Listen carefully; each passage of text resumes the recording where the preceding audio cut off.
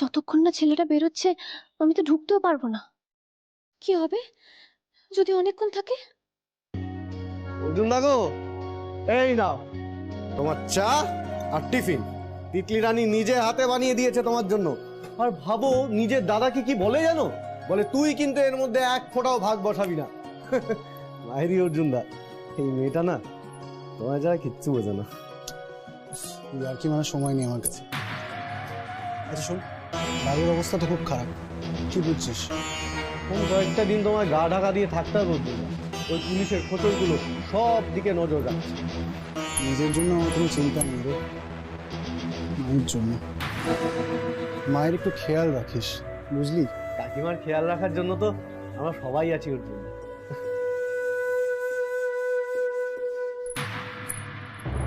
অর্জুন দা, এটা ওই মেয়েটার পায়ের নুপুরটা না? হ্যাঁ, কিন্তু তুমি এটা নিয়ে ঘুরে যাচ্ছ কেন?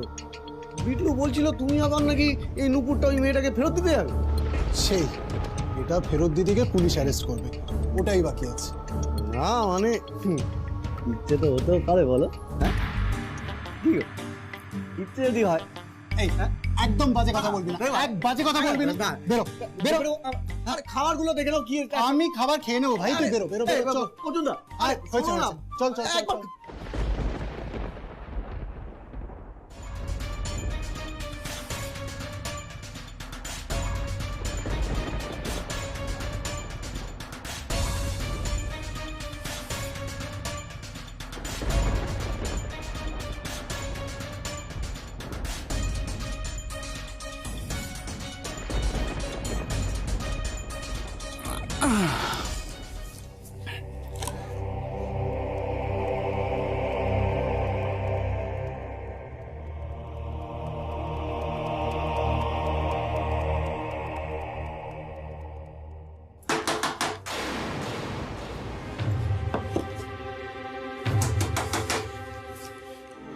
আবার কে এলো?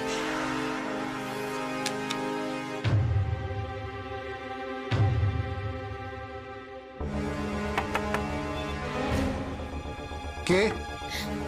তিল্লি লাড্ডু এনেছি। তিতলি,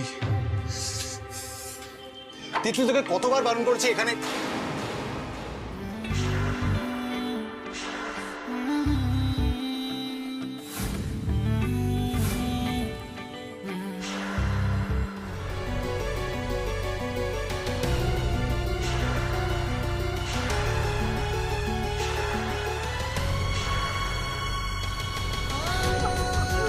এটা কেন বের করেছেন?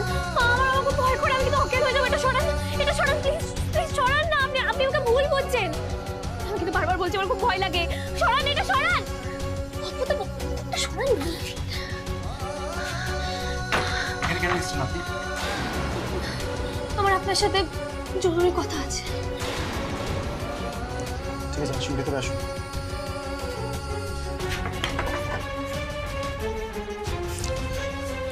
এসো। তুমি মানে আপনি এখানে এলেন কি করে? রাস্তা চিনলেন কিভাবে? আপনার গার্লফ্রেন্ডকে ফলো করে। আমার গার্লফ্রেন্ড মানে? কেন? তিতলি রানী, ওই তো আপনার গার্লফ্রেন্ড। দেখলেই বোঝা যায় ও না আপনাকে খুব ভালোবাসে, ওর চোখে আমি দেখেছি। এই আমার সাথে তিতলি রানীর ওসব কিছু নেই, বুঝেছো? আর তুমি এই মানে আপনি তিতলি রানীকে কোথায় পেলেন? কি করে ফলো করলেন ওকে? কি করে আবার অদ্ভুত কথা বলেন তো?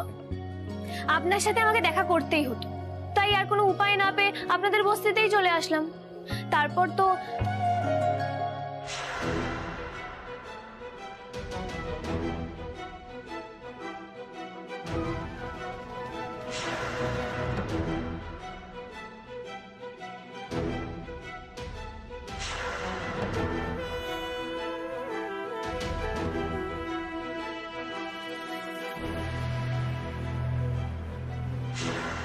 এবার বুঝেছেন?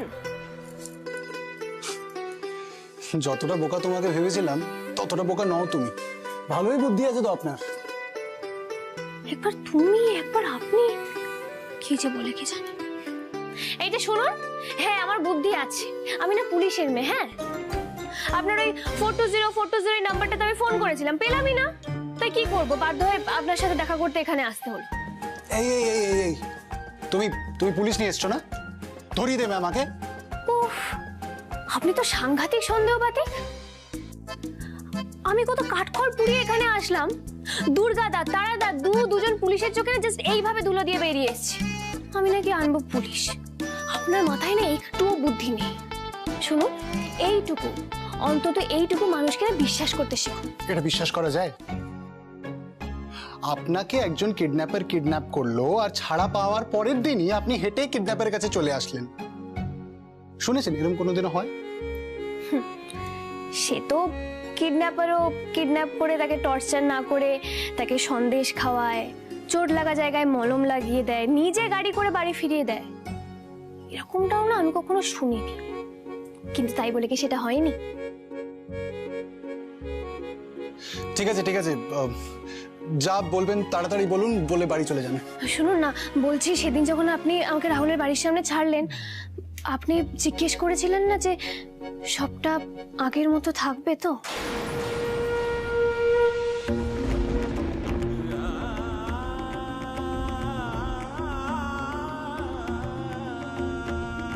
আপনি শিওর সব আগের মতন হয়ে যাবে? Absolutely sure. ইভেন এবারে আগের থেকেও সবটা ভালো হবে। বলছি যে আপনি এই কথাগুলো কেন বলেছিলেন, মানে আপনি কেন বললেন যে সবটা আগের মতো থাকবে না? প্লিজ একটু আমাকে খুলে বলবেন প্লিজ। এটা জানতে তুমি এত রিস্ক নিয়ে আমার কাছে চলে এলে? এটা জানাটা আমার খুবই দরকার, আপনি বুঝতে পারছেন না।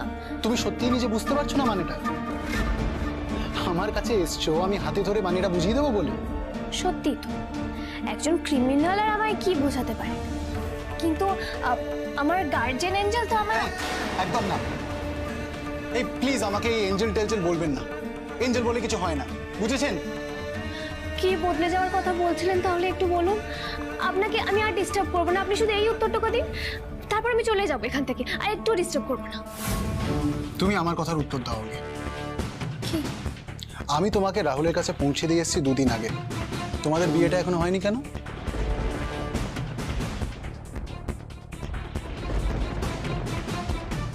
তুমি তো গাড়ি থেকে নামার সময় এমন ভাবে বললে যেন মনে হলো তখনই বিয়েটা হয়ে যাবে। বিয়েটা তো এখন হবে না।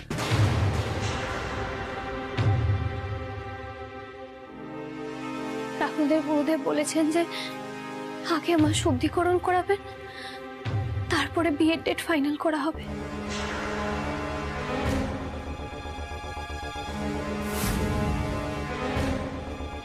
কি শুদ্ধিকরণ? কিসের শুদ্ধিকরণ? রাহুলদের বাড়ি থেকে বলেছে যে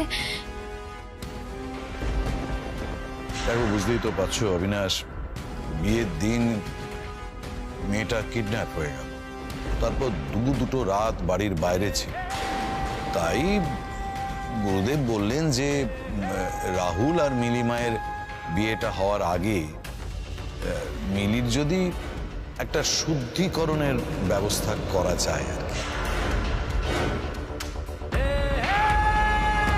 আচ্ছা, রাহুলও কি এই শুদ্ধিকরণে এগ্রি করেছে?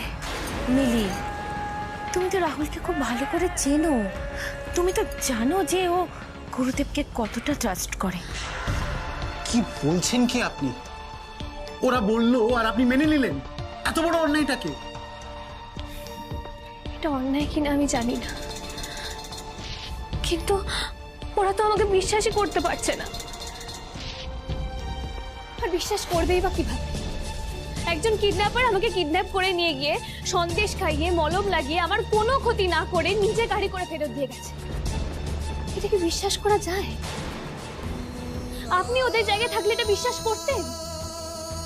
আপনি হলেন ওদের আটমোস্ট এনিমি, আপনাকে বিশ্বাস করা ওদের পক্ষে অসম্ভব। আর আপনার সাথে ছিলাম বলে ওরা আমাকেও বিশ্বাস করছে না। ভাবছে বোধহয় আপনার ভয় আমি সত্যিটা লুকিয়ে যাচ্ছি। আচ্ছা,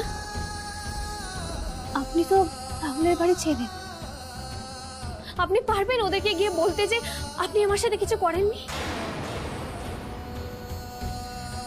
কি হলো, চুপ করে আছেন কেন? বলুন না।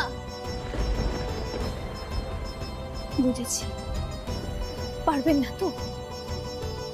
তাহলে কেন এভাবে সবটা শেষ করে দিলে? আপনি যদি আমাকে ওদিন কিডন্যাপ করে না নিয়ে যেতে তাহলে সবটা ঠিক থাকতো, সবটা। রাহুলের নামে যে যাই বলুক না কেন, আমি তো বুঝতে পারছি যে এত কিছু হয়ে যাওয়ার পর ওর পক্ষে সবটা সহজভাবে অ্যাকসেপ্ট করা খুব কঠিন। তোমাকে আমার কিছু বলার নেই মিলি।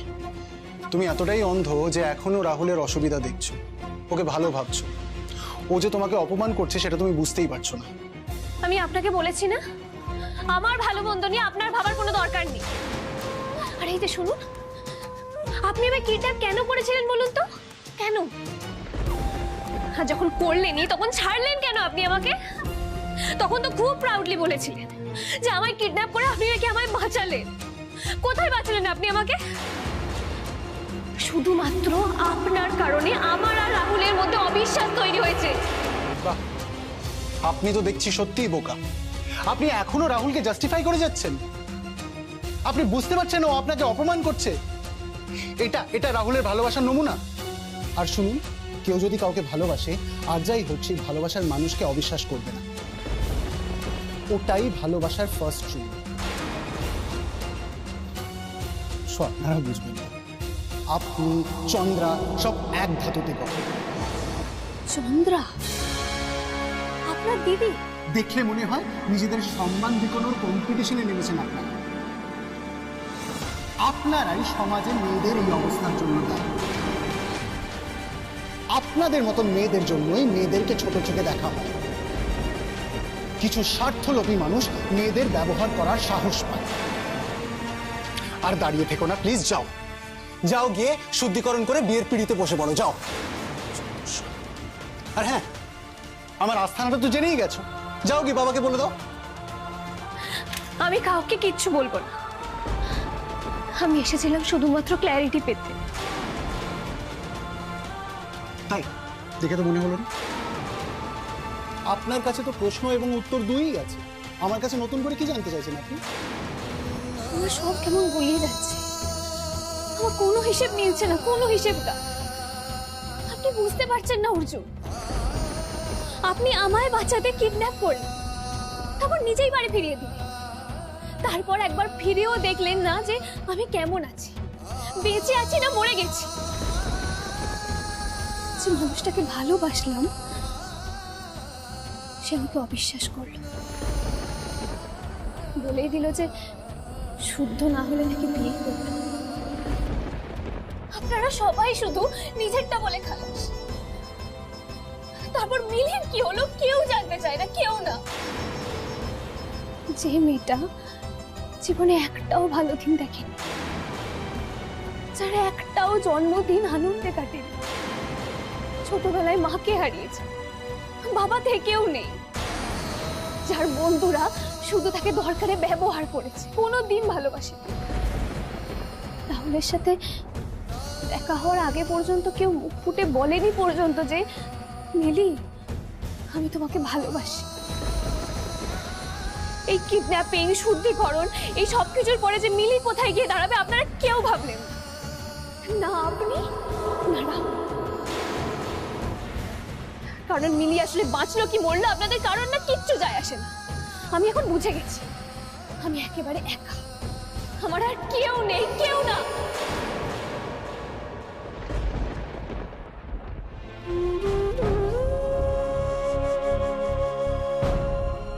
আপনাকে একটা রিকোয়েস্ট করব। সারাদিন এখানে গা ঢাকা দিয়ে থাকলেও রাতে একবার মায়ের কাছে যাবেন প্লিজ।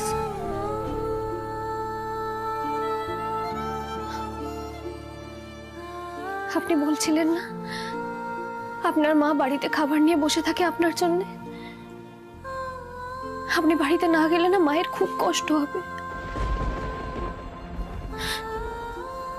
মায়েরা না খুব প্রেশাস হয়, আর যাকে কষ্ট দিন মাকে কোনোদিন কষ্ট দেবেন না।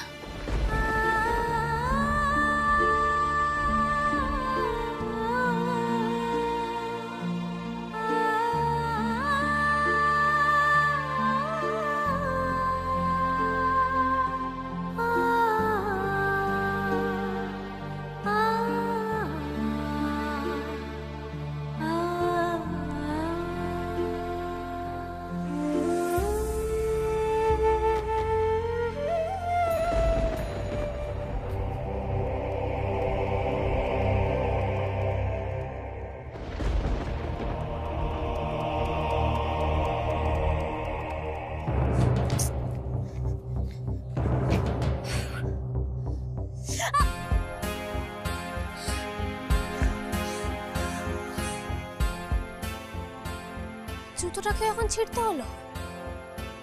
উফ, কি করে হাঁটবো?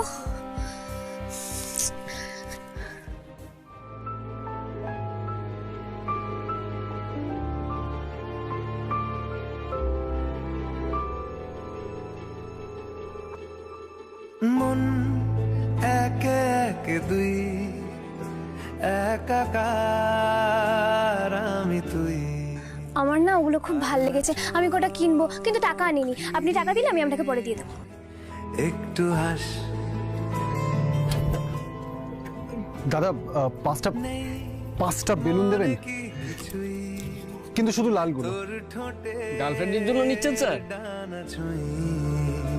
মিলবে সব জীবনে ক্যালকুলাস, স্মৃতিরা গেছে বড়বাস, কথারা হয়েছে নিঝুম, এ বুকে তবু 12 মাস ভালোবাসারই মোর শুন, ভালোবাসারই মোর শুন। এই ওটা অর্জুন দা না? নিশ্চয়ই পুলিশের চোখে ধুলে দিতে এরকম করছে। স্যার, আমরা কাজ করি, আমরা আর কোনো কথা বলবো না। কথা না বলে আস্তে করে সাইড কাটে বেরিয়ে যাই। চল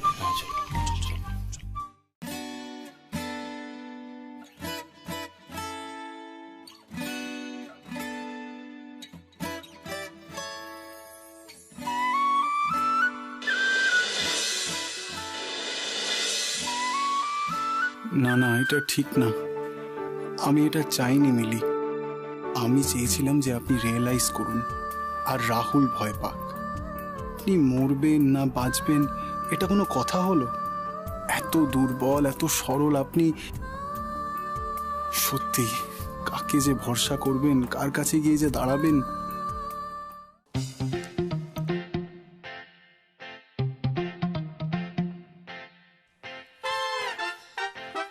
বাবা, উফ, আবার রাস্তা হারিয়ে ফেললাম আমি। ভাল লাগে না আমার, সবকিছু হারিয়ে ফেলি আমি। ভালোবাসার মানুষ হারিয়ে ফেলি, রাস্তা হারিয়ে ফেলি, জুতোটাকেও এক্ষুনি ছিঁড়তে হলো।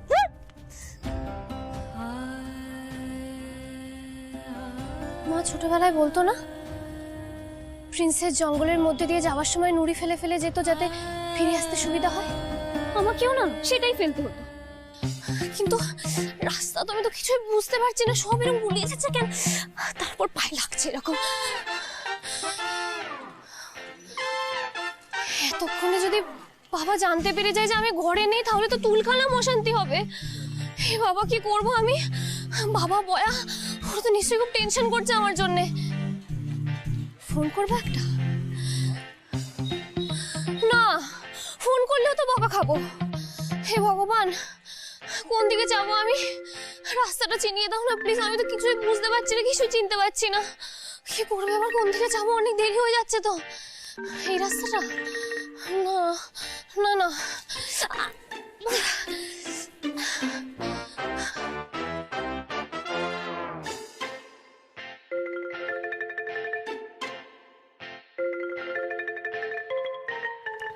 চলে এসে উঠে পড়ো।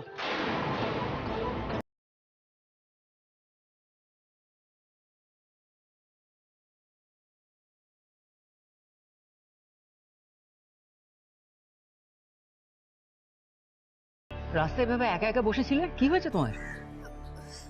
আঙ্কেল তুমি এখানে? হ্যাঁ আমি। তোমার তো জুতো ছিঁড়ে গেছে দেখছি, ওই পরে তো আর হাঁটতে পারবে না। কোথায় যাচ্ছিলে? বাড়ি? বসে পড়ো, বসে পড়ো। কেন?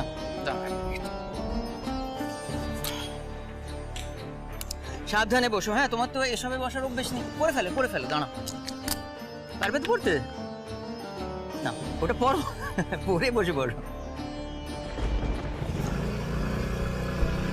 আচ্ছা আঙ্কেল, তোমাকে একটা কথা জিজ্ঞেস করবো? হ্যাঁ বলো না।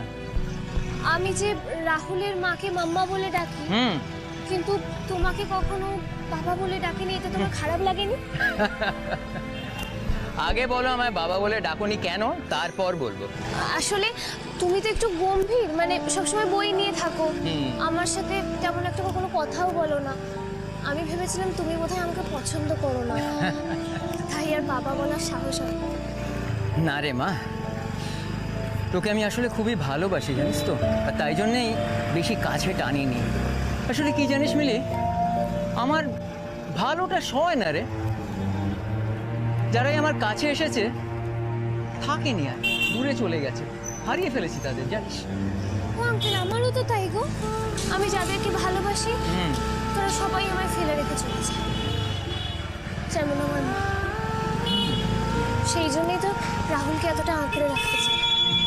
তুই আসলে গোবরে পদ্ম ফুল রে মা। গোবরে? কে আবার? আমার ছেলে। হ্যাঁ, কি বললি? কিছু নয়, চ এগোই, এবার দেরি হয়ে যাবে। তোর বাড়ি গিয়ে আজকে বেশ আড্ডা মারবো।